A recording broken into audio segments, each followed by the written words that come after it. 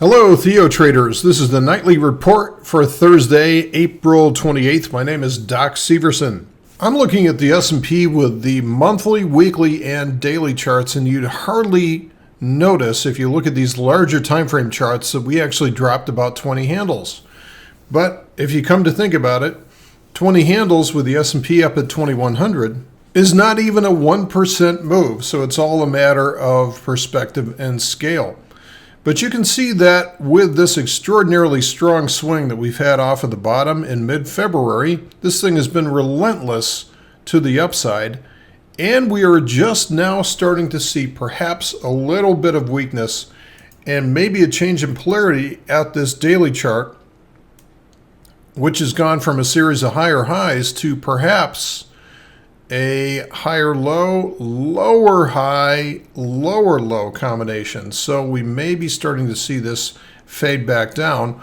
All this would do is ultimately starting the next weekly swing down, which is long overdue on this chart.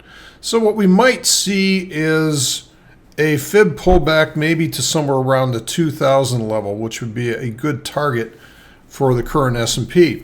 Now, if it does do this, it's going to stoke up a lot of fear. People have gotten to be very, very comfortable with being complacent bulls again based on the low volatility. I mean, it's amazing how quickly we forget how bearish things were back there. But especially when you have central banks giving you a tailwind, then this is what happens to this. Except for today, we got a little bit of a surprise by the Bank of Japan that said, you know what, we're going to cap our quantitative easing, which was shocking that somebody is actually fiscally responsible.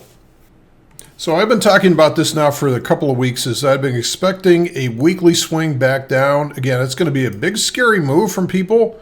It may even get Jim Cramer to come out on the Today Show. We know if we see Jim Cramer on the Today Show, that's the end of the move. So if this actually comes back down, again, this is no big deal. This is a very common move, just a standard pullback in the middle of a trend. Then what happens after that is incredibly important, because if the price ends up taking out this high and breaking above there, then we're going to see all of this energy start to come out to the upside. If, on the other hand, this bounce fails and creates a lower high, then we are going to be revisiting some of these price levels into this summer. Now, as an aside, after hours, the NASDAQ continues to provide us entertainment because we've gone from having bad Apple earnings the other day, which dropped the NASDAQ and Apple, obviously. And then yesterday we had really good Facebook earnings, which rallied like crazy. And then as of tonight after market, we had Amazon step up to the confessional, and we popped about an 80-point move onto Amazon after hours. So watch this one in the morning. Certainly the NASDAQ composite popped a little bit after hours as well too. But is it enough to keep things up? I don't think so. The NASDAQ is starting to roll over right now. We can see when we zoom out to the NASDAQ charts, that weekly swing has already started on the NASDAQ, and so it's leading the market at this point to the downside. Again, this is very, very normal. This is actually necessary in the context of an uptrend for the price to pull back, take one step back to make any kind of a step forward. It cannot continue to go at this rate.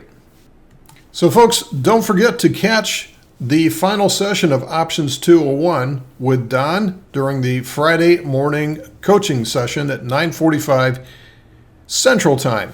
That's it for Doc. We'll see you Friday afternoon with Fractal Friday. Take care.